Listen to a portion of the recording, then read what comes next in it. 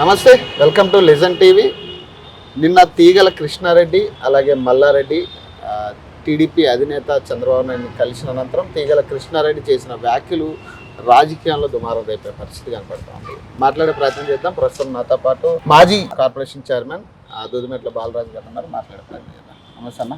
నమస్తే పవన్ గారు. చెప్పాలి, నిన్న తీగల కృష్ణారెడ్డి గారు చేసిన వ్యాఖ్యలు టీడీపీలో జాయిన్ అవ్వబోతున్నా అంటూ కూడా మల్లారెడ్డి గారు ఏం మాట్లాడకపోయినా కూడా ఇద్దరు కలిసి జాయిన్ అవుతారని ఒక పుకారు వస్తుంది. మరి దీనికి ఏం చెప్తారు మీరు? ఇప్పుడు తీగల కృష్ణారెడ్డి గారి వ్యాఖ్యలకు మా పార్టీకి ఎటువంటి సంబంధం లేదు.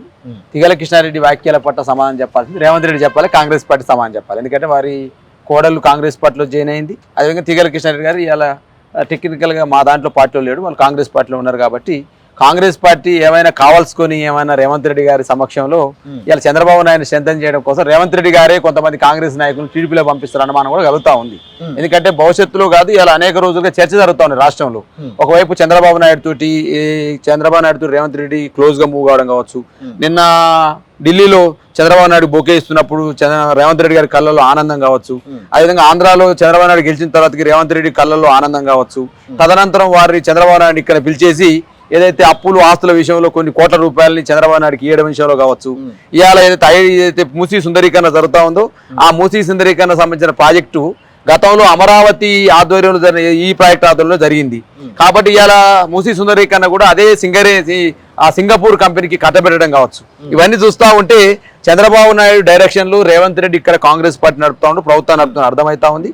100% ఇలా తీగల కృష్ణారెడ్డిని కూడా రేవంత్ రెడ్డి గారే ఇవాళ కావాల్సుకొని చంద్రబాబు నాయుడు దగ్గరికి పంపి ఇక్కడ టీడీపీని బలోపేతం చేసే ప్రయత్నం రేవంత్ రెడ్డి గారు చేస్తా ఉన్నారు. ఈ అపవాదం ఇప్పటి నుంచి కాదు, ఖచ్చితంగా రేవంత్ రెడ్డి గారు దీని వెనకాల ఉన్నాడు. దీనికి రేవంత్ రెడ్డి సమాధానం చెప్పాలి. బీఆర్ఎస్ పార్టీకి ఏం సంబంధం లేదు దీనికి. అట్లే కదా, ఇప్పుడు మీ పార్టీ నుంచి దాదాపు 10 మంది ఎమ్మెల్యేలు ఇప్పుడు జాయిన్ అయిన పరిస్థితి. మీరు కూడా దాని అనర్హత వేటు అని చెప్పి మీరు వాళ్ళ మీద నడుస్తా ఉంది. మరి ఈ టైంలో అంటే కాంగ్రెస్ కి వెళ్లే స్కోప్ లేని వాళ్ళు అందరూ కూడా టీడీపీలో జాయిన్ అవుతున్నారు అనుకోవచ్చు. నేను ఇప్పుడు 100% దీని వెనకాల రేవంత్ రెడ్డి స్కెచ్ ఉంది.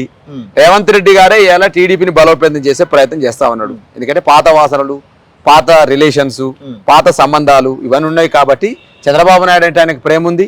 చంద్రబాబు నాయుడు మోడల్ ఇక్కడ రాజకీయాలు చేస్తా ఉన్నాడు 100%. ఎందుకంటే చూడండి, ఏ కాంగ్రెస్ ముఖ్యమంత్రి ఇలా కర్ణాటకలో అధికారంలో ఉంది. కర్ణాటకలో సిద్ధరామయ్య గారిని భారతీయ జనతా పార్టీ వేధిస్తా ఉంది. అదేవిధంగా హిమాచల్ ప్రదేశ్ లో అక్కడ బీజేపీ అక్కడ కాంగ్రెస్ పార్టీ అల్లకొల్లం చేయాలని చూస్తా ఉంది. కానీ ఇలా తెలంగాణలో కాంగ్రెస్ పార్టీ మాత్రం వెంటనే అమిత్ షా అపాయింట్ దొరుకుతుంది, కేంద్ర మంత్రులు కట్టర్ అపాయింట్మెంట్ దొరుకుతుంది. కారణం ఏంటి? 100% దీని వెనకాల చంద్రబాబు నాయుడు డైరెక్షన్ లో బీజేపీ, అమిత్ షా, మోదీ ఒకవైపు రేవంత్ రెడ్డిని రేపు కాంగ్రెస్ పార్టీ ఇక్కడ విచ్ఛిన్నం చేయాలంటే రేవంత్ రెడ్డి బుట్టలు వేసుకోవాలనే ఆలోచనతో ఈ అపాయింట్ దొరుకుతా ఉన్నాయి కదా. ఇలా ఏ కాంగ్రెస్ పార్టీ ప్రతినిధికి దొరకని అపాయింట్స్ ఢిల్లీలో ఎందుకు రేవంత్ రెడ్డి దొరుకుతా ఉన్నాయి? దీని వెనకాల ఉన్న మతలబ్ ఏంది? ఇలా తీగల కృష్ణారెడ్డి గారు వెళ్ళి చంద్రబాబు నాయుడు గెలవడం కావచ్చు, చంద్రబాబు నాయుడు ఇంటి దగ్గర సమావేశం కావచ్చు, మేము టీడీపీలో పోతున్నా చెప్పడం కావచ్చు, ఇవన్నీ కూడా దీని వెనకాల పెద్ద కుట్ర జరుగుతూ ఉంది. ఆ కుట్రని ఎవరో చేయట్లేదు, రేవంత్ రెడ్డి చేస్తా ఉన్నాడు. ఇక్కడ ఉన్నటువంటి కాంగ్రెస్ పార్టీని చీలికలు పేలికలు చేయడం కోసం రేవంత్ రెడ్డి గారు ఈ ప్రయత్నాలు చేస్తున్నారు. మాకేమున్నది ఎఫెక్ట్? మా నుంచి ఇప్పుడు ఎంతమంది పోయినా పొమ్మని చెప్తా ఉన్నాం. మేము మొదటి నుంచి కూడా అయ్యారా ఓడిపోయిన నైట్ నుంచి కూడా మేము ఇదే మాట చెప్తా ఉన్నాం. ఎవరైతే మా పార్టీలో ఉండాలనుకుంటున్నా ఉండండి, వెళ్ళిపోయిన వాళ్ళు వెళ్ళిపోవాలని ముందరే చెప్తా ఉన్నాం. ఎందుకంటే కేసీఆర్ నాయకత్వాన్ని నమ్ముకున్న వాళ్ళం, కేసీఆర్ నాయకత్వంలో అనేక సంవత్సరాలుగా పనిచేస్తున్న వాళ్ళం. కేసీఆర్ చరిస్మ ఏందో, కేసీఆర్ యొక్క చాతుర్యం ఏందో, కేసీఆర్ గారి రాజకీయ చాణక్యం ఏందో చూసిన వాళ్ళం. మేము తెలంగాణ ఉద్యమ సమయంలో గిట్టే చెప్పిరు పవన్, తెలంగాణ రాష్ట్రం కేసీఆర్ నాయకత్వంలో రాదని, కేసీఆర్ పార్టీకి ఉండదని, మగల పుట్టింది పొగలబోద్దని చెప్పేసి అనేక అనుమానాలు కేసీఆర్ గారి ఉద్యమం పైన, కేసీఆర్ గారి నాయకత్వం పట్ల అనేక అనుమానాలు వ్యక్తం చేశారు. ఆ రోజు మేమందరం కూడా ఉస్మాన్ షీట్ లో విద్యార్థి నాయకులం. ఆ రోజు విద్యార్థి నాయకులు ఉన్ననాడే కేసీఆర్ నాయకత్వాన్ని నమ్మి కేసీఆర్ వెనకాల నడిచినాం. కేసీఆర్ గారు మరి అనుకున్నట్టు వారు అన్న మాటలు అబద్ధం అని తేలిపోయింది. కేసీఆర్ గారు తెలంగాణ రాష్ట్రం సాధిస్తున్న మాట నిజమైపోయింది. కాబట్టి ఆ రోజైనా ఈ రోజైనా కేసీఆర్ నాయకత్వాన్ని ఇష్టం లేని వాళ్ళు, కేసీఆర్ యొక్క చరిస్మాను తట్టుకోలేని వాళ్ళు, కేసీఆర్ చాణక్యాన్ని నమ్మలేని వాళ్ళు, వీళ్ళందరూ కూడా ఏదో అవాకులు పవాకులు పేలుతూ రేపు పోతుంది ఎల్లుండి పోతుంది కేసీఆర్ పార్టీ ఉండదని చెప్పేసి మాట్లాడుతూ ఉన్నారు. అటువంటి నమ్మకం లేని వాళ్ళు దయచేసి వెళ్ళిపోండి అని చెప్పేసి మీ లెజెండ్ టీవీ ద్వారా నేను విజ్ఞప్తి చేస్తా ఉన్నా. ఎందుకంటే వెళ్ళిపోమని చెప్తున్నా మేము. ఎందుకు ఇది నువ్వు రెండు ఇప్పుడు గోడ మీద పిల్లి లేక అడుదుకుతావు ఇడుదుకుతావు అని ఆలోచన ఎందుక? సపోర్ట్ చేయకపోతే పోండి, పోయి మీ రాజకీయాలను మీరు చూసుకోండి. కేసీఆర్ నాయకత్వం మీద నమ్మకం ఉంది. 2028లో మళ్ళీ అధికారంలోకి వస్తా ఉన్నాం. కేసీఆర్ గారిని ముఖ్యమంత్రి చేయబోతా ఉన్నాం. ఇవాళ ప్రజలలో భావన చూస్తా ఉంటే ఇవాళ 9 నెలల కాలంలో సుమారు ఈ రాష్ట్రంలో రాజకీయాలు మేము గమనిస్తున్నప్పటి నుంచి నేను సుమారు ఒక 20-30 ఏళ్ళ రాజకీయాలు గమనిస్తా ఉన్నా. 9 నెలల్లో ఏ ప్రభుత్వం మీద ఇంత వ్యతిరేకత రాలే. మరి ఇవాళ రేవంత్ రెడ్డి గారి ప్రభుత్వం మీద అంత వ్యతిరేకత వచ్చింది కాబట్టి ఇవాళ కాంగ్రెస్ పార్టీ నమ్ముతలేదు, రేవంత్ రెడ్డి కాంగ్రెస్ పార్టీ నమ్ముతలేదు, కాంగ్రెస్ పార్టీలో ఉన్న మంత్రులు నమ్ముతలేరు, కాంగ్రెస్ పార్టీ అధిష్టానం నమ్ముతలేదు. మరి ఇక అర్థం చేసుకోవాలి రేవంత్ రెడ్డి పరిస్థితి ఏందనేది. అందుకనే బతుకమ్మ బొమ్మలు వేసి ఊళ్ళలో ఇలా రోడ్డు మీద తిరుగుతా ఉన్నా. అన్ని చోట్ల బతుకమ్మ శుభాకాంక్షలు ఓడింగ్స్ ఉన్నాయి. ఎక్కడ కూడా రేవంత్ రెడ్డి ముఖంలో నాకు కాలలేదు, నవ్వుల కాల లేదు, ఓన్లీ ఏడుపు కలే కనపడుతుంది. మీరు చూడంటే నిన్ననే మా భార్య నేను ఊరికి పోస్తామంటే ఏందాక ఈ ముఖ్యమంత్రి గిట్టేసిరు మొత్తం ముఖంలో నవ్వు లేదు, అంత ఏడుపే కనపడుతుంది మా భార్య అంటా ఉంది. బతుకమ్మ ఫోటో శుభాకాంక్షల ఫ్లెక్సీలలో కూడా రేవంత్ రెడ్డి ముఖంలో ఆనందం లేదు. కాబట్టి ఆయన ఆనందం అంతా కూడా కాంగ్రెస్ పార్టీ చూడాలనుకుంటలే. అమిత్ షా ఆనందం అమిత్ షా కళలో చూడాలనుకుంటున్నాడు, మోదీ కళలో చూడాలనుకుంటు, చంద్రబాబు నాయుడు కళలో చూడాలనుకుంటున్నాడు. ఆయన కాంగ్రెస్ పార్టీ కళలో లేదు చూడాలనుకుంటలే. ఎందుకంటే మొదటి నుంచి కూడా రేవంత్ రెడ్డి ముఖ్యమంత్రి అయినప్పటి నుంచి ఒకవైపు వాళ్ళ జాతీయ నాయకుడిగా పేరుగాంచినటువంటి రాహుల్ గాంధీ గారు, ఇలా ఎల్ఓపి లీడర్ గా ఉన్న రాహుల్ గాంధీ గారు ఏం చేస్తా ఉన్నారు, మొత్తం ఏదైతే జోడో యాత్ర చేసేటప్పుడు ఏం చెప్పాడండి, మణిపూర్లో అస్సాంలో ఏం చెప్పాడు, మొత్తం కూడా ఇవాళ అదాని అంబానీలకు దోచిపెడుతుండు మోదీ అని చెప్తా ఉన్నాడు. అదే అంబానీ అదాని కొడుకుని ఇక్కడ రిసీవ్ చేసుకుంటే సెక్రటరియట్లా. తదనంతరము ఆ అదాని అంబానీ దోచిపెడతా ఉన్నారు, 1000 కోట్లు నష్టం చేస్తున్నారని చెప్పేసి ఒకవైపు ఏమో కాంగ్రెస్ పార్టీ మాట్లాడుతూ ఉంటే ఆయన ఏం చేసిండు, దావోస్కి వెళ్ళి మంచిగా బిర్యానీ తిని ఆ అదానితోటి చట్టాపట్ట వేసుకొని తిరిగిండు. అక్కడి నుంచి ఏదో ప్రాజెక్ట్ అని చెప్పేసి మాట్లాడాడు. తదనంతరం మూడోది ఏం జరిగింది, ఒకవైపు ప్రయాగరాజ్లో, ఢిల్లీలో, అదేవిధంగా ఉత్తరప్రదేశ్లో యోగి సర్కార్ని బుల్డోజర్ సర్కార్ అని చెప్పేసి ప్రియాంక గాంధీ రాహుల్ గాంధీ విమర్శిస్తా ఉంటే ఇక్కడ పేద ప్రజల మీద బుల్డోజర్ ఈయన తోలుతా ఉన్నాడు. అంటే కాంగ్రెస్ నేను అడ్డుకునేది ఏం లేదు, పేరుతో అతను ఏదో చేద్దాం అనుకుంటే మరి మీరు అందరూ ఏం చేద్దాం అనుకుంటున్నాడు, 20-25 కోట్లు దోసుకుందాం అనుకుంటుండు, వెనకేసుకొని రాజకీయాలు నడుపుదాం అనుకున్నాడు. అయ్యా పైసలతో రాజకీయాలు చేయలేవా రేవంత్ రెడ్డి, ప్రేమతో చేయాలి. ఇలా నేను అనుకుంటాను రేవంత్ రెడ్డి గారి యొక్క ముఖ్యమంత్రి పీఠం పిచ్చోని చేతిలో రాయితో సమానం అంటున్నాను నేను. ఇవాళ పిచ్చోని చేతిలో రాయి ఉంటే ఎటుపట్టాల్సి తీసిస్తారు అన్నట్టే ఇవాళ రేవంత్ రెడ్డి కూడా ఆ కుర్చీ పీఠం ఆయనకున్న అధికారాన్ని ఎటుపట్టాల్సి తీస్తుండు. ఇటుపోతాడు ముసి దగ్గర పోతాడు, ముసి దగ్గర పోయి పేదలు ఇల్లు కూడగొడతాడు, ఇటుపోతాడు చెరువులలో ఇల్లు కట్టుకొని చెప్పేసి వాళ్ళని కూడగొడతాడు. అదేవిధంగా రోజు ఓనిల్లు కూల్దామా, ఓని కొంప కూలుతామా అనే పని తప్ప ఓని కొంప బాగు పెడదామా, ఓనిల్లు పెడదామని ఆలోచన చేస్తా ఉన్నాడా. వచ్చిన కాంచి కూలగొట్టుడు మా పేర్లు మాట తప్ప ఏమన్నా ఉన్నానే. ఈయన వచ్చి ముఖ్యమంత్రి ఏం చేసిండు, ఏదో తెలంగాణ భవన్కు నేను ఏది ప్రగతి భవన్ ఉన్నది ఆ ప్రగతి భవన్ పేరు మారుస్తాడు, పేరు మార్చి సంతోషం, కంచెలు తొలగించాడు. తర్వాత తెలంగాణ తల్లి రూపమే మార్చిండు. తెలంగాణ రూపం మార్చిన తర్వాత ఏం చేసిండు, సింబల్ మార్చిండు. సింబల్ తర్వాత ఏం మార్చిండు, పాట మార్చిండు, తెలంగాణ గీతాన్ని మార్చిండు. తెలంగాణ గీతము మార్చే, తెలంగాణ తల్లి రూపము మార్చే, తెలంగాణ సింబలు మార్చే, ఇవాళ పేదోళ్ళ గుడిసెలు మార్చే. మార్పు వచ్చింది కాంగ్రెస్ వచ్చిందంటే పేదోళ్ళ ఇంట్లో కూలగొట్టే మార్పు వచ్చింది నాయన. రేవంత్ రెడ్డి గారు ఇవాళ ఎవరి కళ్ళలో ఆనందం తీసుకోవడం కోసం ప్రయత్నం చేస్తా ఉన్నావు. చంద్రబాబు నాయుడు కళ్ళలో ఆనందం కావాలి తప్ప పేద ప్రజల కన్నీళ్లు మాత్రం కావాలి రేవంత్ రెడ్డికి. మూసీ సుందరీకరణ చేద్దాం అని చెప్పి ఏదో కొత్త విధానాన్ని తయారు చేద్దాం అనుకుంటున్నా. మరి కేటీఆర్ హరీష్ రావు వచ్చి బుల్డోజర్లకి అడ్డంగా పండుకుంటా అంటున్నారు, అది కరెక్ట్ కాదు అంటున్నాడు ఆయన. ఇక నేనేమంటున్నా, ఇప్పుడు పవన్ నాకు ఇంటర్వ్యూ చేయాలనుకుంటే నాకు నిన్న టైం అడిగినావు, ఇవాళ వస్తావా అని అడిగినావు, నేను టైం చెప్పిన ఈ టైం ఇచ్చి నువ్వు వచ్చి నా ఇంటర్వ్యూ తీసుకున్నావు. ఈయన సుందరీకరణ చేయాలంటే సుందరీకరణ ఎట్లా చేస్తావు, ఒక డిపిఆర్ ఉందా, డీటెయిల్ ప్యాక్ట్ రిపోర్ట్ ఉండాలి. డీటెయిల్ ప్యాక్ట్ రిపోర్ట్ చేసినావా, అసలు ఉందా, నువ్వు అసలు FTL పరిధి తేల్చినవా, RB అంటే రివర్ బెడ్ పరిధి తేల్చినవా, లేదా బఫర్ జోన్ పరిధి తేల్చినవా, ఎన్ని మీటర్లు ఉంటుందో తేల్చినవా, నువ్వేం తేల్చలేవు. ఊకనే లండన్ పోయినావు, థేమ్స్ నగరం చూసి వచ్చినా ఎవరుగా తుగ్లక్ పాలన అంటారు దీన్నే. ఇప్పుడు తుగ్లక్ పాలన అనేది ఉంది, ఏం లేదు, ఆకాశం లేదు. ఇలా ఒక తుగ్లక్ లెక్క ఈయన ఆడ చేస్తారు రాజధాని, ఈ ఇల్లు కూల కొడతా, ఆడ చెరువు కూల కొడతా, ఇదే పరిపాలన ఆయన, ఇదే పరిపాలన. ఈయన ఏం చేస్తుంది, లండన్ థేమ్స్ నగర్ పక్కనే గృహాలు ఉన్నాయి నాయన, నువ్వు చూసుకో, గూగుల్ కొట్టి చూడు. ప్రజలందరూ ఎలగొట్టి పరిపాలన చేస్తాడు. నువ్వు వాళ్ళతో పరిపాలన చేస్తావు, గుట్లతో షట్లతో చేస్తావు పరిపాలన. రేవంత్ రెడ్డి ప్రజలందరినీ ఎలగొట్టి ఎవరితో పరిపాలన చేస్తావు, నువ్వు ప్రజలందరినీ ఆగం చేసి ఎవరితో పరిపాలన చేస్తావు అంటారు. నిన్ను పరిపాలన చేయడానికి ప్రజల కోసం పరిపాలన చేయాలి తప్ప చెట్టు పుట్టలకు కాదు, లేదా నీళ్లకు కాలువలకు కాదు చేసేది నువ్వు. ఇలా పేద ప్రజల మీద నీ బుల్డోజర్ యాత్ర లేదని అంటున్నాను, పేద ప్రజల మీద నీ బుల్డోజర్ దండయాత్ర లేదని అడుగుతా ఉన్నాను. 100% రేవంత్ రెడ్డి సర్కార్ తుగ్లక్ సర్కార్, పిచ్చోని చేతిలో రాయి, ముఖ్యమంత్రి పీఠం రేవంత్ రెడ్డి అని నేను మాట్లాడుతా ఉన్నా. 100% ఈ వాక్యాలు కట్టుబడి ఉన్నాను నేను. ఎందుకంటే ఈయన వచ్చిన కాంచి చేయాలి సార్, నేను అంటాను 1,50,000 కోట్ల బడ్జెట్ అన్నాడు. ఫస్ట్ ఏం చెప్పినావు సార్, 50,000 కోట్ల బడ్జెట్ అన్నావు. 50,000 కోట్ల బడ్జెట్ కాస్త 1,50,000 కోట్లు పోయినాయి. 1,50,000 కోట్ల బడ్జెట్ దేనికోసం ఖర్చు పెడతావు, నువ్వు దేనికోసం ఖర్చు పెడతావు చెప్పినాను. అసలు డీటెయిల్ ప్యాక్ రిపోర్ట్ ఉందా, దీనికి ఇది పెడతా ఉందా, లేదు కదా. అసలు ఈయన ఎందుకు ఖర్చు పెడుతుండో, ఎందుకు గూలుస్తూ హైడ్రా చేసినావు, ఎందుకోసం చేస్తున్నావు, ఎవరి కోసం చేస్తున్నావు, ఎవరి కోల కొడుతున్నావు, మరి కూలగొడుతుంటే నువ్వు ఏమన్నా గీతానుసారం పనిచేస్తాడు రేవంత్ రెడ్డిని మాట్లాడు. అయ్యా గీతానుసారం పనిచేస్తే గీతానుసారం ఏం చెప్పింది? తమ పరా భేదం లేదని చెప్పింది. అమర్ సొసైటీలో నీ యొక్క సోదరుని ఇల్లు తిరుపతి రెడ్డి ఇల్లు ఆన్నే ఉంది 55-54 ప్లాట్లలో పోయి కూలగొట్టు. నీ రెడ్డి కుంటలే ఆడి ఎక్కడ స్టేలే పేదోడికి ఏమో స్టేలు పెద్దోడికి ఏమో స్టేలు వస్తా ఉన్నాయి. పెద్దోడేమో హైకోర్టు తలుపులు కోర్టు తలుపులు పేదోడేమో కన్నీళ్ళు పెడతా ఉన్నాడు. పేదోడిని శాపనార్థాలు ఉంటే ఇది ప్రభుత్వం ఉంటుందా అనే నేను అంటావునా? పేదోని శాపనార్థాలు తగిలిన వాడు ఈ ప్రభుత్వం ముందుకు పోద్దా? పేదోళ్ళ కళ్ళల్లో రక్తం గార్పించి పేదోళ్ళ కళ్ళల్లో కన్నీరు గాల్పించిన ప్రభుత్వాలు నిలబడతాయా? ఈ దేశంలో నిలబడలేవు, ప్రపంచం నిలబడలేవు. కాబట్టి రైతు ఏడ్చిన రాజ్యం బాగుపడదు, పేదలు ఏడ్చిన రాజ్యం బాగుపడదు. పేదలు ఏడుస్తా ఉన్నారు, ఒకవైపు రైతు ఏడుస్తున్నారు. రుణమాఫీ ఏంటివి? రుణమాఫీ చేసిన ఎక్కడ నేను ఏం చేస్తున్నాను పవను? మీరు అడిగిరాండి ఊళ్ళలో పోండి. రేవంత్ రెడ్డి ఊళ్ళకే పోయినాం కదా. ఇప్పుడు రేవంత్ కొండారెడ్డి పల్లె ఇప్పుడు ఒక మినిస్టర్ ఏమో 100% 100% రుణమాఫీ చేసామంటారు.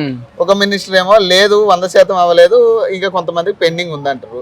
ఇంకొక ఆయన ఏమంటారు ఏదో లోపాలు ఉన్నాయి అవన్నీ చేయిస్తామంటారు. మరి ఏది కరెక్ట్ అండి? ఏది నమ్మాలా? ఇప్పుడు ముఖ్యమంత్రి మాటకి ఇవ్వలేదా? మంత్రి మాటకి ఇవ్వలేదా? ఎవరి మాట నమ్మాలి చెప్పు? నేను నువ్వు ముఖ్యమంత్రి అంటే ముఖ్యమంత్రి చెప్పిన మాట శాసనం, ముఖ్యమంత్రి ఒక మాట అంటే జీవో. నువ్వేం చెప్పినావు? SLBC మీటింగ్ జరిగింది, బ్యాంకర్స్ మీటింగ్ జరిగిన బ్యాంకర్స్ అందరూ వచ్చారు. 30-32 బ్యాంకులు ప్రధాన బ్యాంకులు ఏతున్నాయో లోన్లు తీసుకున్న వాళ్ళ బ్యాంకులు మీతో కూడినాయి. అయా రేవంత్ రెడ్డి గారు 56 లక్షల మంది రైతాంగం ఇలా రుణాలు తీసుకుని ఉన్నారు, వాళ్ళకు రుణమాఫీ చేయాలంటే 56 లక్షల మందికి చేయాలని చెప్పారు. ఎన్ని కోట్లు అవసరం అవుతాయని వాళ్ళు చెప్పారు. ఆ రోజు ఎన్ని కోట్లు అంటే సుమారు 40,000 కోట్ల దాకా అయితే సార్ అని చెప్పారు. 40,000 కోట్లు అని చెప్పి ఏం చేస్తే ఎల్లారు సభకు వచ్చి పెద్ద గారాలు మీరాలు దివి 40,000 కోట్లు నేను రుణమాఫీ చేయబోతున్న రైతాంగానికి ఒక సభలో చెప్పినావు. చెప్పిన తర్వాత దేవుని మీద ఓట్లేసినావు, ప్రజలు ఓట్లు వేసుకున్నావు. దేవుని మీద ఓట్లు మాత్రం అట్నే నిజమైపోయినాయి, ప్రజలకు చేసిన ఓట్లు మాత్రం అబద్ధం అయిపోయినాయి. ఇలా ఓట్లు వేసిన వాళ్ళు ప్రజలు ఏడుస్తా ఉన్నారు, దేవుని మీద ఓట్లు పెట్టి దేవుడు కూడా ఏడుస్తా ఉన్నారు. ఇదేంద్ర నాయన వీడవాళ్ళు ముఖ్యమంత్రి నాయన నా మీద ఓట్లేసి నన్ను ముంచే పరిస్థితి చేస్తానని చెప్పి దేవుళ్ళు ఏడుస్తా ఉన్నారు. ఇవాళ 40,000 కోట్లు కాస్త కేంద్ర మన క్యాబినెట్కి వస్తాగానే 31,000 కోట్లు అయినాయి. 31,000 క్యాబినెట్ అయిపోయిన తర్వాత ఈ బడ్జెట్లో వస్తాయని 26,000 కోట్లు అయినాయి. అమలు చేస్తాగానే 17,000 కోట్లు అయినాయి. 17,000 కోట్లు 31,000 కోట్లు ఎంత తేడానే? 14,000 కోట్లు తేడా ఉన్నాయి. 14,000 కోట్లు రుణమాఫీ చేయకుండా ఏం మాట్లాడతాడు ఈయన? ఎకశాకాలు మాట్లాడతాడు ఈ ముఖ్యమంత్రి. ఏముండే ఆయన అగిపేట మంత్రి ఏమన్నాడు? మాజీ మంత్రి హరీష్ రావు అని మాట్లాడతాడు. రాజీనామా చేయమని చెప్తా అంటాడు. మరి రాజీనామా చేయాల్సింది హరీష్ రావా నువ్వా? 14,000 కోట్లు బాకీ ఉన్నావు రైతాంగానికి రుణమాఫీ చేయకుండా. నువ్వు రాజీనామా చేయాలి. అదేవిధంగా ఇవాళ 42 లక్షల మంది రైతాంగాన్ని నువ్వు రుణమాఫీ చేస్తావు. 42 లక్షల మంది చేసినావా? నిన్న నువ్వు చెప్పినావు ప్రధానమంత్రికి 3 లేఖ రాసిన, పెద్ద లేఖ. ఏమని రాసినాడు? 22 లక్షల మందికే చేసినాను నువ్వు. అంటే రుణమాఫీ అందరికి కానట్టు నువ్వే చెప్పినావు కదా. మరి అందరు రుణమాఫీ చేయకుండా రాజీనామా ఎట్టాడుతూ హరీష్ రావుని? చేయాల్సింది రాజీనామా రేవంత్ రెడ్డి చేయాలి. ముక్కు నేలకు రాయాల్సింది ఇవ్వాలా రేవంత్ రెడ్డి చేయాలి. దేవుళ్ళ మీద ఒట్టేసి తప్పుకున్నందుకు రేవంత్ రెడ్డి ముక్కు నేలకు రాయాలి తప్ప హరీష్ రావు గారు కాదు. ప్రజల పక్షాన కొట్లాడేది బీఆర్ఎస్, ప్రజల పక్షాన నిలబడేది కేటీఆర్, ప్రజల పక్షాన నిలబడేది హరీష్ రావు గారు. కాబట్టి ముక్కు నేలకు రాయాలంటే ఇవాళ రేవంత్ రెడ్డి రాయాలి. ఒక విషయం అంటే చంద్రబాబు నాయుడు గతంలో కూడా అంటే కాంగ్రెస్ గెలిచిన తర్వాత అక్కడ ఏపీలో టీడీపీ అధికారంలోకి వచ్చిన తర్వాత ఇక్కడ కొంత మీటింగ్ పెట్టి ఇక్కడ ఉన్న మొత్తం అందరిని కేడర్ మొత్తం ఒకసారి మీటింగ్ పెట్టి మొత్తం పునర్వైభవం తీసుకొద్దాం, ఖచ్చితంగా మన వాళ్ళందరూ కూడా మన పార్టీలోకి రావాలన్నారు. ప్రధానంగా నిజంగా ఇది కనుక నిజం చేసుకుంటే మీ పార్టీలోనే చాలా మంది టీడీపీ నాయకులు ఉన్నారు. తర్వాత సెటిలర్ ఓట్లు కూడా చాలా ఉన్నాయి. సెటిలర్ ఉన్న ఏరియాలో మీ పార్టీకి గెలిచిన స్థానాలు కూడా ఉన్నాయి. మరి ఇదంతా కూడా ఎఫెక్ట్ బీఆర్ఎస్ కి పడుతుంది కదా. ఒకవేళ నిజంగా టీడీపీ పునర్వైభవం వస్తే మరి మీ పార్టీలో ఉన్న నాయకులు పోయే పరిస్థితి ఉంటుంది, సెటిలర్ ఓట్లు పోయే పరిస్థితి ఉంటుంది. మరి ఏంటి పరిస్థితి? అక్కడ ఉన్న చంద్రబాబు నాయుడుకి పవన్ కళ్యాణ్ చెయ్యి అందియకుంటే, బీజేపీ చెయ్యి అందియకుంటే ఆయన లేచే పరిస్థితి లేదు. ఇక్కడ లేస్తారు ఆయన అనవసరమైన ప్రగల్పాలు వద్దు. ఉన్న కుర్చీని నిలబెట్టుకోమని చెప్తాను చంద్రబాబు నాయుడుకి నేను. ఎందుకంటే అక్కడ పవన్ కళ్యాణ్ లేకపోతే, బీజేపీ లేకపోతే అక్కడ అధికారం లేదు ఆయనకు. కాబట్టి ఇలా ఇక్కడ ఏదో వచ్చి పొడుస్తా చేస్తా అంటే ఆల్రెడీ పారిపోయినావు కదా నువ్వు. ఇక్కడ నా వల్ల కాదని పారిపోతే మళ్ళీ ఏం చేస్తున్నావు? ఇక్కడ వచ్చిన వాళ్ళకేదో ఆశ చూపేదో అధ్యక్ష పదవి ఇస్తే అదో ఏదో ఉంటుందని చెప్పేసి వాళ్ళు మాట్లాడుతుండొచ్చు. కానీ ఇవాళ చంద్రబాబు నాయుడు ఇక్కడ తెలంగాణ చేసేది ఏం లేదు. ఒకవేళ చేయాలనుకుంటే ఏం చేస్తాడు ఆయన? తెలంగాణ మీద కుట్రలే చేస్తాడు. ఇలా ఏదో కేసీఆర్ గారి మీద కొంత కోపం ఉంది కదా.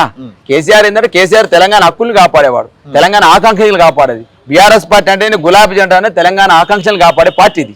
కాబట్టి రేపు ఆయన చేయాలంటే తెలంగాణ నష్టం చేసే ప్రయత్నం తప్ప ఆయన పార్టీకి లాభం జరిగే పని కాదు. 100% రేవంత్ రెడ్డి రూపంలో జరుగుతూ ఉంది ఆ ప్రయత్నం. ఇలా 100% ఇలా ఏ అంశాలు చూడండి. ఇలా తెలంగాణ తల్లి ఉండాల్సిన సెక్రటరియట్ ముందర ఎవరి విగ్రహం ఉందా? రాజీవ్ గాంధీ విగ్రహం పెట్టారు. రాజీవ్ గాంధీ విగ్రహం ఉంటుందానే? తెలంగాణ సమాజం, తెలంగాణ కవులు అందరూ కూడా రాసిరు, లేఖలు రాసిరు. రాహుల్ గాంధీకి రాసిరు, నీ రేవంత్ రెడ్డి రాసిరు. తప్పయా నువ్వు చేసేది తప్పని చెప్తే తప్పు మార్చకుండా ఆయన గుడ్డెద్దు చాలా పడేట్టు పరిపాలన చేస్తా ఉన్నాడు. ఏది పడితే ఏది చేస్తే ఏది దోస్తే అదే చేస్తా ఉన్నాడు. ఇలా ఆయనకు హామీలు ఇచ్చింది మర్చిపోయింది అంతా. ఇవాళ నేను అడుగుతా ఉన్నా, నేను మీ లెజెండ్ టీవీ ద్వారా ఇలా ఎలక్షన్ మేనిఫెస్టోలో ఏం చేసిండే ప్రతి రైతుకు అందరికీ రుణమాఫీ చేస్తామన్నారు. ఇవాళ ప్రతి రైతు కాస్త ఏమైంది, ప్రతి కుటుంబం అయింది. ప్రతి కుటుంబం కాస్త 31 కొర్రీలు అయింది. ఇలా 31 కొర్రీలు అంటే రేషన్ కార్డు ఉందా నీ దగ్గర, భార్య పెళ్లి చేసుకుంటే భార్యకు ఆధార్ కార్డు ఉందా, ముసలమ్మ చచ్చిపోతే ముసలమ్మకు పెళ్లి కార్డు ఉందా, ఆధార్ కార్డు ఉందా అని అడిగే దుస్థితికి వచ్చినాం. మరి ఆ రోజు అడగలేవు. ఎలక్షన్ మేనిఫెస్టోలో ఏం చెప్పినావు, రైతులందరూ రుణమాఫీ అని చెప్పినావు. 500 బోనస్ రూపాయలు, 500 వడ్ల ప్రతి పండించిన రైతుకు బోనస్ అన్నావు. బోనస్ వస్తుంది 500 ఇవ్వాలి. బోనస్ రాకపాయే, కౌలు రైతులకు సాయం రాకపాయే, రైతు కూలీలకు రాకపాయే, రైతు భరోసా రాకపాయే, ఇవాళ ముసలమ్మలకు పింఛను రాకపాయే, కళ్యాణ లక్ష్మి లేకపాయే, తులం బంగారం లేకపాయే, స్కూటీలు ఎక్కడో పాయే, నిరుద్యోగ వృత్తి రాకపాయే, నిరుద్యోగ క్యాలెండర్ లేకపాయే, 2 లక్షల ఉద్యోగాలు దేవుడు ఎరుగు, 60,000 ఉద్యోగాలు ఇచ్చే మారుకుంటాడు. నేను అంటున్నా లెజెండరీ గారు అడుగుతా ఉన్నా, చాలా అని చెప్పిన సార్ ఒక ఉద్యోగం వేయాలంటే ఇవాళ ఖాళీలను గుర్తించాలి. ఖాళీలను గుర్తించిన తర్వాత ఆర్థిక శాఖ క్లియరెన్స్ తీసుకోవాలి. ఆర్థిక శాఖ క్లియరెన్స్ నోటిఫికేషన్ వేయాలి. నోటిఫికేషన్ వేసినాక ఎగ్జామ్ నిర్వహించాలి. ఎగ్జామ్ నిర్వహించిన తర్వాత పరీక్ష రిజల్ట్ తేలాలి. రిజల్ట్ ఇచ్చిన తర్వాత ఈ ఎగ్జామ్ ఇంటర్వ్యూలు జరగాలి. ఈ ఎగ్జామ్ నోటిఫికేషన్ లేకుండా ఖాళీలు జరగకుండా 60,000 ఉద్యోగాలు నింపిండి. ఇక తుగ్లక్ సర్కార్ అనుకుంటే ఏమంటామే, నేను అంటాను మీ టీవీ ద్వారా, ఎగ్జామ్ నోటిఫికేషన్ లేకుండా 60,000 ఉద్యోగాలు నింపినటువంటి మహానుభావుడు ఈయన ఒక్కడే. అంటే ఎటువంటి ఎగ్జామ్ నిర్వహించకుండా, అంటే కేసీఆర్ గారు చేసిన ఎగ్జామ్ నిర్వహణ పోస్టులని ఈయన నింపి కూడా నా ఎగ్జామ్ అంటుండే. నేను ఏం చెప్తుంది, నేను సెక్రటరీ కూడా నేనే కట్టినా తెలిసి, నువ్వు అంబేద్కర్ విగ్రహాన్ని కూడా నేనే కట్టినా, లేకపోతే చార్మినార్ నేనే కట్టినా, ఆ సెక్రటరీ నేనే కట్టినా, కాళేశ్వరం కూడా నేనే కట్టినా అంటుంది రేపు భవిష్యత్తులో కూడా. ఇప్పుడు మీ కేసీఆర్ చేసిన పనులను ఒప్పుకుంటే ఒప్పుకున్న వాళ్ళు చెప్పగలను. నేను ఇంకోటి రేవంత్ రెడ్డి పైన బ్యాచ్ ఉంది కదా, మావాడ ఇప్పుడు రేవంత్ రెడ్డి ఏం చేస్తున్నాడు, సెక్రటరీ రంగులు వేస్తాడు. రంగులు వేసి రేవంత్ రెడ్డి కూడా రేపు సెక్రటరీ కట్టినా మాట్లాడే పరిస్థితి ఉన్నది. ఇక కాళేశ్వరం కూడా రేపు అదే బొంగలో గింగలో పూడ్చి నేనే కట్టినా కాళేశ్వరం అంటట్టుంది నాకు తెలిసి. కాబట్టి ఇలా రేవంత్ రెడ్డి సర్కార్ని ప్రజలు నమ్మే పరిస్థితి లేదు. ప్రజలు నమ్మే పరిస్థితి లేదు, పార్టీ నమ్మే పరిస్థితి లేదు, మంత్రులు నమ్మే పరిస్థితి లేదు. అందుకనే ఒక ఆయన చెరువుల గురించి మాట్లాడుతూనేమో, ఒక ఆయనేమో హైడ్రా గురించి మాట్లాడుతుండు. ఇలా చెరువుల గురించి బట్టి విక్రమార్క పెద్ద ప్రజెంటేషన్ తీసుకొచ్చిండు. చెరువులట మా దగ్గర ఆక్రమణయట, మేమే ఆక్రమణలు చేసినమాట, నేను బ్రదర్ నేను అంటా ఉన్నాయా. 75 ఏళ్ళు ఇవాళకి, 75 ఏళ్ళు స్వతంత్ర భారతదేశ చరిత్రలో స్వతంత్రం వచ్చి 75 ఏళ్లలో 9 ఏళ్ళు చంద్రబాబు నాయుడు, 6 ఏళ్ళు ఎన్టీఆర్, 10 ఏళ్ళు కేసీఆర్, మొత్తం కలిపి ఎంత 25 ఏళ్ళు. మిగతా 50 ఏళ్ళు ఉండరా, మిగతా 50 ఏళ్ళు కాంగ్రెసే కదా. ఆక్రమణ వాళ్ళు చేస్తారా, వాళ్ళు చేసినట్టే కదా. ఈ రాష్ట్రంలో ఆక్రమించని చెరువులు లేవు కాంగ్రెస్ పార్టీ, చేయని దందా లేదు. ఇవాళ ఏ నుంచి జెడ్ వరకు కుంభకోణం చేసింది. కానీ A for Adarsh, C for ఎన్ని, C for Commonwealth, B for Bofors, A to Z వరకు అన్ని అవినీతి చేసింది కాంగ్రెస్. కాంగ్రెస్ వచ్చి అవినీతి గురించి మాట్లాడతాను. నేను చెప్పాలి, సంస్థలకు ఇచ్చినట్టుగా భూములు, చెరువులు ఏమంటారు దాన్ని డెవలప్ చేయాలని చెప్పి పవన్ గారు బట్టి గారు చెప్పాలి. నేను ఒక ప్రజెంటేషన్ ఇచ్చిండు ఆయన. ఆ ప్రజెంటేషన్ ఏం చెప్పిండు, 2014 లోపల 199 చెరువులు పాక్షికంగా కబ్జా గురైన అన్నాడు. 225 చెరువులు కబ్జా గురైన అన్నాడు. మరి అది లెక్క తేల్చాలి. అవి ఓన్లీ 14 ఈ 2014 నుంచి 2024 10 నెలల కాలంలోనే నువ్వేం చెప్పినావు, 24 చెరువులేమో పాక్షికంగా కబ్జా గురైనవి, 20 చెరువులేమో మొత్తం గురైన అన్నావు. మొత్తం 44 అని చెప్పినావు. మరి 225 చెరువుల గురించి చెప్పవా? 225 చెరువులు మీ కాంగ్రెస్ ప్రభుత్వ హయాంలో జరిగినాయి కదా. 199 చెరువులు పాక్షికంగా కబ్జా గురైన మీ కాంగ్రెస్ హయాంలో జరిగినాయి కదా. వాటి వల్ల బయట పెట్టమని ఇలా బట్టి విక్రమార్కను కోరుతా ఉన్నావు. నేనేమనుకున్నాడు, బట్టి విక్రమార్క గారు అయ్యా మా అబద్ధాలు ఆడినోడు ముఖ్యమంత్రి అయినా, నేను నిజాయితీగా పనిచేసిన ఉప ముఖ్యమంత్రి అయినా, కాబట్టి నేను కూడా అబద్ధాలు ఆడితేమని నాకు రేటింగ్ పెరుగుద్దని చెప్పి అబద్ధాలు ఆడుతున్నారు కొడుతుంది. గతంలో బట్టి విక్రమార్క మాకు ప్రేమ ఉండే, ఎందుకంటే కొంత మంచిగా మాట్లాడతాడు, చదువుకున్న లీడరు, కాంగ్రెస్ లో కూడా నిజాయితీగా పనిచేసినాడు, ఎవరెన్ని పోయినా ఆయన అట్నే ఉన్నాడు. కాబట్టి నేను మంచోడని నేను అనుకున్నా. కానీ నిన్న ప్రజెంటేషన్ చూసినాక నాకు ఏమనిపించింది అంటే, అబద్ధాలు ఆయన రేవంత్ రెడ్డి నాకంటే ముందుకు పోతా ఉన్నాడు, ఇక నేను కూడా ఒక అబద్ధం ఆయనకంటే ఎక్కువ ఆడితేనే బాగుంటుందని చెప్పేసి ఈ ప్రజెంటేషన్ పేరుతో అబద్ధాలు ఆడుతా ఉన్నాడు ఆయన. ఇలా అబద్ధాలు ఆడుతూ కట్టెపట్టుకుని మాడితే కిరణ్ కుమార్ రెడ్డి ఏమంటే నువ్వు గదే అవుతావు. గతంలో కూడా తెలంగాణ రాష్ట్రం గురించి కట్టెపట్టుకుని కిరణ్ కుమార్ రెడ్డి పెద్ద ప్రజెంటేషన్ ఇచ్చిండు, ఏమైండు ఆగం అయిపోయాడు. బట్టి విక్రమార్క గారు మీకు మంచి పేరుంది సమాజంలో, ఇష్టం వచ్చినట్టు ఏది పడుతుంది ప్రజెంటేషన్ ఇవ్వకు. చెరువుల ఆక్రమణ గురించి చేయాలనుకుంటే కాంగ్రెస్ కంటే చేసిన చరిత్ర ఏందా? ఈ రాష్ట్రంలో చెరబట్టని చెరువులేంది, మీరు చేయని కబ్జాలేంది, చేయని దందాలేంది, చేయని అక్రమాలేంది, ఎన్ని చేయని కాంగ్రెస్ స్కామ్లేంది. ఇక నిన్నగాక మన బూడిద స్కామ్ మీరే చేసిరి, సివిల్ సప్లై స్కామ్ మీరే చేసి 9 నెలల్లోనే నీ దండం మీద 9 నెలల్లోనే బూడిద స్కామ్ మీరే చేసిరి, సివిల్ సప్లై స్కామ్ మీరే చేసిరి, డబుల్ బెడ్రూమ్ ఇల్లు స్కామ్ మీరే చేసిరి. గతంలో ఇళ్ళ స్కామ్, ఇందిరమ్మ ఇళ్ళల్లో ఎన్ని స్కామ్ చేశారు? అసలు కేసీఆర్ ఇంత గమ్మత్తుకుందంటే వీళ్ళు మేము కట్టి ఇళ్ళకు పేరు ఇల్లు పెట్టుకుంటారని అంటున్నాను నేను. ఇవ్వాలి నేను కాళేశ్వరం మేమే కట్టామంటారు, అంబేద్కర్ విగ్రహాన్ని మీరే కట్టామంటారు, వీళ్ళు సెక్రటరీ కూడా మేమే కట్టాం. ఎందుకన్నా అనుకుని ఇలాగ మాట 4500 కేసీఆర్ కట్టిండు. గతంలో అన్నాడు తెలంగాణ రాకముందు ఏం చెప్పారు, తెలంగాణ రాష్ట్రంలో బెడ్రూమ్ ఇల్లు కట్టామన్నాడు. 4,500 డబుల్ బెడ్రూమ్ ఇల్లు ఇప్పుడు ఖాళీ ఉన్నాయని మాట్లాడుతుండ్రు. డబుల్ బెడ్రూమ్ ఇల్లు కట్టినప్పుడు ఎక్కడ ఇయ్యాయి మరి? వాళ్ళకి ఇస్తుంది అంటున్నాను. నీ అంటున్నా అబద్ధ ప్రచారాల మీద ఇలా కాంగ్రెస్ పార్టీ అధికారంలోకి వచ్చింది. ఇక గతంలో కూడా చెప్పాడు అంతా నియమ బీహార్ డిఎన్ఏ ఉంది అని చెప్పిండా. మరి జితేందర్ ఎక్కడనే డీజీపీ నాకు తెలియదు. మరి డీజీపీ జితేందర్ ఏ రాష్ట్రానికి చెందిన అడగాలి నేను. ఇలా మెగా కిషన్ అన్ని కాంట్రాక్టులు అన్ని ఆంధ్రలోకి ఇస్తున్నాను. మెగా కిషన్ రెడ్డి ఏ ప్రాంతమే నేను అడుగుతున్నా రేవంత్ రెడ్డిని. మెగా కిషన్ రెడ్డి ఇలా నేను మంత్రివర్గం గతంలో కేసీఆర్ మంత్రివర్గం వేయడా నేంత పాలన ఇది 3 నెలలు అయిపోయింది మంత్రివర్గం వేయలేదు. ఇక 9 నెలలు స్వామి 12 మంది వేసి ఇంకెరుగురు నేనే వేయలే.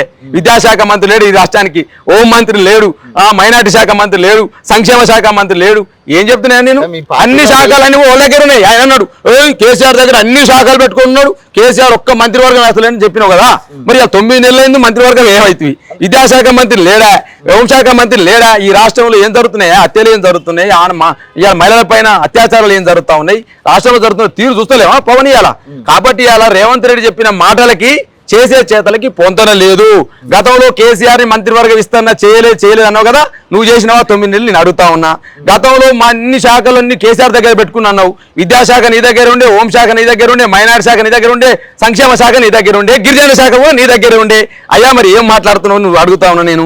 ఇంకోటి కూడా నేను అడుగుతా ఉన్నా. గతంలో అన్ని ఆంధ్రలకి డీజీపీ అంతా బీహార్ అన్నావు. నీ జితేందర్ ఏ రాష్ట్రం కూడా నాకైతే తెలియదు. జర చెప్పాలని రేవంత్ రెడ్డిని కోరుతున్నాం మీ టీవీ ద్వారా. అదేవిధంగా ఇంకోటి కూడా నేను అడుగుతా ఉన్నా. అదే గతంలో కంటే మీకు మెరుగ్గా ఇస్తాం రైతు బంధు అన్నావు. ఇవాళ 15,000 ఇస్తాను. 15,000 వచ్చిందా నాయన? ఉన్న 10,000 ఉడబీకే పరిస్థితి వచ్చింది. గతంలో ఏం చెప్పినావే? కేసీఆర్ వచ్చిండు, ముసలమ్మకు ముసలయ్యకు పంచాయతీ పెట్టిండు. నేను వచ్చిందంటే ముసలయ్యకు ముసలమ్మ ముద్దుగా చూసుకుంటా అన్నావు. ఆమెకు 4,000, ఈయనకు 4,000, అవ్వకు 4, తాతకు 4 ఇస్తాను.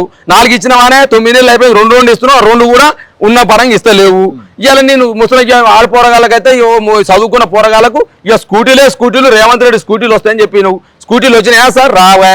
కేసీఆర్ ఏమి ఇచ్చిండే? 1,116,000 ఇస్తా ఉంటూ పెళ్లి చేసుకుంటే నేను వచ్చినట్టు తులం బంగారం ఇస్తా ఉన్నాడు. తులం బంగారం వచ్చినా సార్ నేను అడుగుతా ఉన్నా. ఇక నిరుద్యోగుల గురించి అయితే నాయన కన్నమ్మ మాటలు పెట్టిరా, కన్న తిప్పలు పెట్టిరు. కేసీఆర్ని అయితే ఉద్యోగాలు వేయలేడు, ఉద్యోగాలు నింపుతలేడు, ఏం చేయలేడని చెప్పేసి మాట్లాడిన పవన్.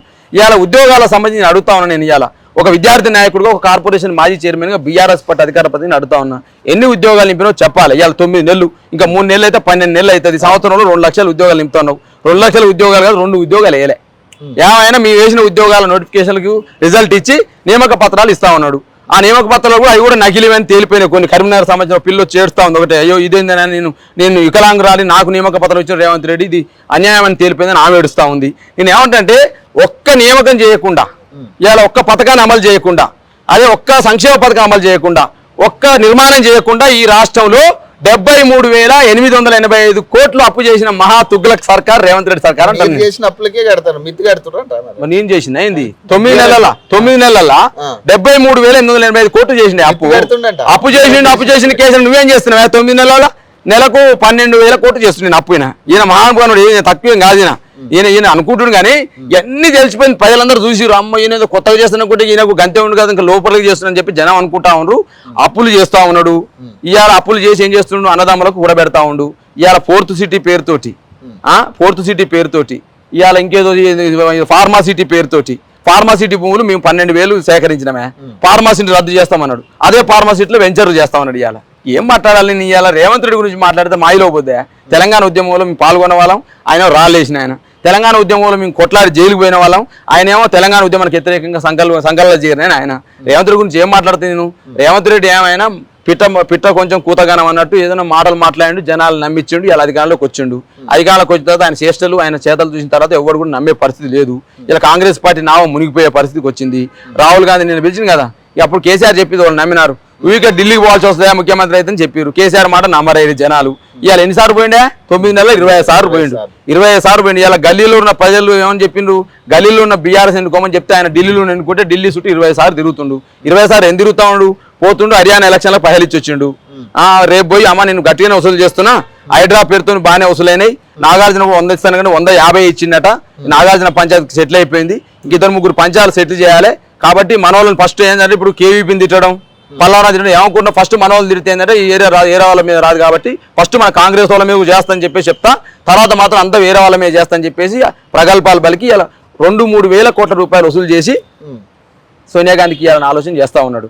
ఇలా హైడ్రా ఎందుకు ఇంత అడవుడు చేసిననుకుంటున్నావు?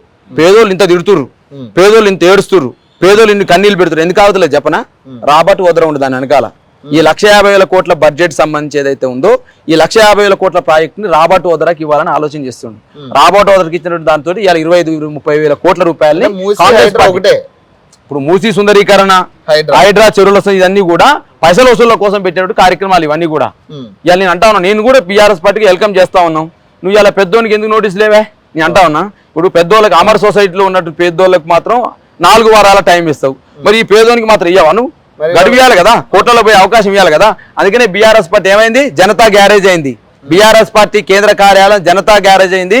ప్రజలందరూ ఇక్కడికి వచ్చేసి ఇలా వినతులు ఇస్తా ఉన్నారు. రోజుకు 200-300 మంది వచ్చి వినతులు ఇస్తా ఉన్నారు, మా బాధలు కష్టాలు చెప్తా ఉన్నారు. ఆ దెబ్బతోటి అయిపోయింది కానీ ఆగండి, కులగొట్టు లేదు, అయిపోయింది. కులగొట్టు 3 months ఆగిరు. ఎందుకంటే చెప్పేసి అధిష్టానం వాళ్ళ అక్షింతలు వేసేసింది. అయ్యా బిడ్డ నువ్వు చేసే పని నేను అధికారంలో తీసుకొస్తే గిట్ట చేస్తానని చెప్పేసి అక్షింతలు వేసింది కాబట్టి ఆపిండు. ఇక కొత్త పళ్ళ వెతుకుడు చెరువుల సుందరీకరణ చెరువులు నువ్వు చేసేది ఆల్రెడీ కేసీఆర్ చేసిండు. ఫెన్సింగ్ చేసినాం, చెరువులకు అద్దులు నిర్ణయించినాం, ట్యాంక్ బండ్లు ఏర్పాటు చేసినాం, చెట్లు పెట్టినాం, మంచిగా వాళ్ళని సీనియర్ సిటిజన్ ఉంటే మంచి వాకింగ్ చేసుకుంటాం, ట్యాక్ ఏర్పాటు చేసినాం. చెరువుల సుందరీకరణ, చెరువులకు సంబంధించిన ఆక్రమణ కాకుండా గత కేసీఆర్ గారి నాయకత్వంలో, ఐటీ మినిస్టర్ గారి నాయకత్వంలో, అదేవిధంగా మున్సిపల్ శాఖ మంత్రిగా ఉన్నటువంటి మాజీ మంత్రులు కేటీఆర్ నాయకత్వంలో అనేక అభివృద్ధి పనులు జరిగినాయి సార్. ఇవాళ నేను చెప్తా ఉన్నా కదా, మురుగునీటి శుద్ధీకరణ చేయాలనే ఆలోచన గత ప్రభుత్వం 2015-16లోనే వచ్చింది మాకు. ఆ క్రమంలోనే మేము ఈ మూసీ రివర్ ఫ్రంట్ బోర్డు ఏర్పాటు చేసినాము. ఏర్పాటు చేసిన తర్వాతకి మూసీ రివర్ ఫ్రంట్ ఏర్పాటు అంటే పేదోళ్ళని తరలించడం కాదు, ఫస్ట్ మూసీ సుందరీకరణ చేయాలంటే ఫస్ట్ మురుగునీరు వ్యవస్థను శుద్ధి చేయాలి. మురుగునీరు వ్యవస్థ శుద్ధి చేయాలంటే ఏం చేయాలి, ఎస్టీపీఎల్ నిర్మాణం జరగాలి, అంటే సివరేజ్ ట్రీట్మెంట్ ప్లాంట్ నిర్మాణం జరగాలి. సివరేజ్ ట్రీట్మెంట్ ప్లాంట్ నిర్మాణం జరగాలంటే 3,886 కోట్లు కేటాయించినాం. కేటాయించి 31 ఎస్టీపీలు ఏర్పాటు చేసినాం. 31లో 6 పూర్తి అయినాయి, మిగతా 26 ఇంకా కంటిన్యూషన్ గా ఉన్నవి. ఆ 26 మీద చేయాలంటే ఇంకా అది చేస్తా పేదోళ్ళ కడుపులు కొడతా, పేదోళ్ళ నిలువలు కొడతా అని రేవంత్ రెడ్డి అంటాం. కొండా సురేఖ కూడా ఇప్పుడు కేటీఆర్ వదిలిపెట్టినట్టుంది కదా కొండా సురేఖ. కేటీఆర్ చేసిన అక్రమాలన్నీ నేను బయట పెడతా అంటుందామె, ప్రూఫ్ అంట. 3 శాఖలకు మంత్రి ఉన్నట్టుంది, పర్యావరణ శాఖ మంత్రి, దేవాలయ శాఖ మంత్రి. ఇలా మాటలతోటి పర్యావరణం అంతా ఖరాబ్ అయిపోయింది, శబ్ద కాలుష్యం అయిపోయింది ఆ మాటలతోటి. ఇలా ఎవరేం నేర్చుకోరు అర్థం కావట్లేదు. దేవాలయ శాఖ మంత్రి అంటే పీస్ఫుల్గా ఉండాలి. ఈ దేవాలయ శాఖ మంత్రి ఏం చేసింది ఆయన, ఈ శబ్దాలు చేసి ఆగమాగం చేసి దేవాలయాలని దేవాలయ శాఖ మంత్రి మాట్లాడాల్సిన మాటలేనా అవి? నేను అడుగుతున్నాను కొండ సురేఖ గారిని. పర్యావరణం కూడా ఆ దగ్గర ఉన్నట్టు నాకు దగ్గర శాఖ. పర్యావరణ శాఖ మంత్రి మాట్లాడితే శబ్ద కాలుష్యం అయిపోయింది, ఆ మాట్లాడి ఓళ్ళు ఇంటే పరిస్థితి లేదు. మరి ఈ విధంగా కొండ సురేఖ గారి మాటలు ఇలా తెలంగాణ సమాజం అంతా ఈసరించుకుందా? ఇక దాన్ని సపోర్ట్ చేస్తారు పొన్నం ప్రభాకర్, మా మంత్రికి మేము అండగా ఉంటామని అంటే ఇట్లా జిట్టమైనా ఇలా మహిళ అయ్యండి, మహిళ సాటిపేల మీద చేయొచ్చు అట్లా. నీ మీద నా మహిళ మీద నన్ను కేటీఆర్ ఏం చేసిండు? కేటీఆర్ అసలు కేటీఆర్ పెట్టిన పోస్టుకు మీకు పెట్టిన పోస్టుకు సంబంధం కేటీఆర్కి ఏమైనా ఉందా? అసలు అది ఏం పెట్టిరు? ఆ పెట్టిన పోస్టు అసలు వాళ్ళకని తెలుసా ఈ సమాజంలో? వాళ్ళు ఏం లేదు. బీజేపీ కాంగ్రెస్ ఒకటయ్యి కళ్యాణి లక్ష్మి షాదీ ముబారక్ చెక్కులు పంచుతున్నారని సోషల్ మీడియాలో ఉంది. ఆ సోషల్ మీడియాకు బీఆర్ఎస్ పార్టీకి ఏం సంబంధం? ఆ సోషల్ మీడియా పోస్ట్ కి అది కూడా తప్పుడు పోస్ట్ కాదు, అది కూడా తప్పుడు పోస్ట్ కాదు బ్రదర్. మీరు సరిగ్గా చూడాలి. ఊకనే టీవీలలో చేరడానికి అసలు 24వ తారీఖు జరిగింది, 26వ తారీఖు ధర్నా జరుగుతుంది. అంతా మ్యానిపులేటెడే. రేవంత్ రెడ్డి చేయించుంటు దాన్ని. అరే కేటీఆర్ ఇరికియాలే, ఎందుకంటే హైడ్రా వస్తుంది, ఇటువైపు మూసీ సుందరీకరణ వస్తుంది, దీన్ని ఏం చేయాలి, డైవర్షన్ చేయాలి. కాబట్టి అసలు ఆ పోస్టుకు బీఆర్ఎస్ సంబంధం లేదు. దానికి అయినప్పటికీ నేను చెప్తున్నాం, మా కేసీఆర్ గారు మాకు ఆ నీతి నేర్పించండి. వెంబటి హరీష్ రావు గారు ప్రొఫైల్ ఫోటో ఉన్నందుకు వెంటనే హరీష్ రావు గారు కొండ సురేఖకు జరిగినటువంటి ఏదైతే జరిగిందో దాని మీద నేను చింతిస్తా ఉన్నాను. దాని కార్యకర్తలు అట్లా చేయొద్దు, ఒకవేళ వాళ్ళని పెడితే అని చెప్పేసి. అది వాస్తవంగా బీఆర్ఎస్ పార్టీకి సంబంధం లేదు. బీఆర్ఎస్ పార్టీ కార్యకర్తలు పెట్టిన పోస్ట్ కానే కాదు. నాకు తెలిసిన ఏమంటే కాంగ్రెస్ వాళ్ళు అట్లా పెట్టించారు. రేవంత్ రెడ్డి వాళ్ళ సోషల్ మీడియా టీం నడుపుతున్నారు కదా, ఆయన అట్లా కేసీఆర్ అటు హరీష్ రావు గారు ప్రొఫైల్ ఫోటో పెట్టి అట్లా నడిపించినో నాకు అనిపిస్తా ఉంది. అయినా కూడా విజ్ఞత గల లీడర్గా హరీష్ రావు గారు మెదక్ జిల్లాలో జరిగింది కాబట్టి, సిద్దిపేట కాన్స్టిట్యున్సీ కూడా మెదక్ జిల్లా పరిధిలో ఉంటుంది కాబట్టి వారు వెంటనే క్షమాపణ ప్లస్ వారికి అపాలజీ కూడా చెప్పడం జరిగింది. దాన్ని విజ్ఞతగా భావించినటువంటి కొనసూరికి ఏం చేయాలి, ఆ స్థానం దాన్ని అట్లా ముగించాలి. మళ్ళీ తెల్లారొచ్చి ఏం మాట్లాడుతుందో మీరే చూసిర్రు. తెలంగాణ సమాజము, తెలంగాణ సభ్య సమాజము తలదించుకునేటట్టు మాట్లాడింది కొండ సురేఖ గారు. వారంటే మంచి గౌరవం ఉండే మాకు మహిళా మంత్రిగా, కానీ ఈ మాటలు విన్న తర్వాత ఉన్న గౌరవం పోయింది మాకు. కాబట్టి ఇటువంటి మాటలు మాట్లాడి తెలంగాణ సమాజాన్ని, తెలంగాణ మహిళా లోకాన్ని కించపరచొద్దని చెప్పేసి మంత్రిగా చెప్తా ఉన్నాం. దీనిపైన కాంగ్రెస్ పార్టీ సమానం చెప్పాలి. ఫైనల్ గా ఒక క్వశ్చన్ చెప్పండి, అంటే ఇప్పటికైనా కేసీఆర్ గారు బయటకు వస్తారని కాంగ్రెస్ నాయకులు చాలా మంది వెయిట్ చేస్తారు, వస్తారా? ఇప్పటికైనా చర్చ ఎప్పుడైనా జరుగుతుంది బయట? చర్చ ఎప్పుడైనా గదే పవన్. కేసీఆర్ గారు సపోర్ట్ చేయకుంటే టీవీ ఛానళ్లకు మళ్ళీ బ్రేకింగే, కేసీఆర్ గారు బయటకు వస్తే మళ్ళీ బ్రేకింగే, కేసీఆర్ గారు మాట్లాడుకుంటే బ్రేకింగే, కేసీఆర్ గారు మాట్లాడితే బ్రేకింగే, కేసీఆర్ గారు ఊరికే సపోర్ట్ చేయకుండా బ్రేకింగే. కాబట్టి కేసీఆర్ గారు మా పార్టీ జాతీయ అధ్యక్షుడు, బీఆర్ఎస్ పార్టీకి ఖచ్చితంగా 100% మా అధ్యక్షుడు. మాకు ఇవాళ కేటీఆర్ గారు ప్రోగ్రామ్ చేస్తున్నా, హరీష్ రావు గారు ప్రోగ్రామ్ చేస్తున్నా లేకుండా మేము ప్రోగ్రామ్ చేస్తామా? కేసీఆర్ గారి నాయకత్వంలోనే మా డైరెక్షన్ అంతా నడుస్తూ ఉంది. 100% కాంగ్రెస్ పార్టీ ఏదో చెప్పింది కదా 6 నెలలు చేస్తామన్నది 6 పోయి 9 అయింది. ఈ 9 నెలల్లో ఏం చేస్తున్నారో ప్రజలు చూస్తూ ఉన్నారు.